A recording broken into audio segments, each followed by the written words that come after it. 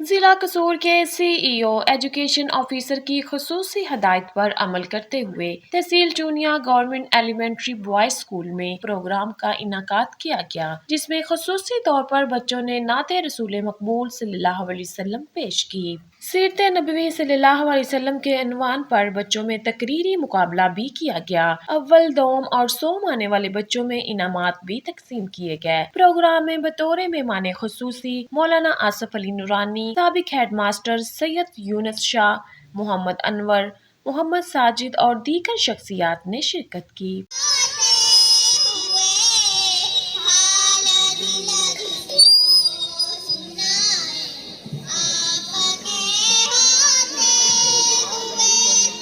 हमारे जो अहबाब हैं कि हमेशा अल्लाह ताला इनको खुशियां नसीब करता रहे।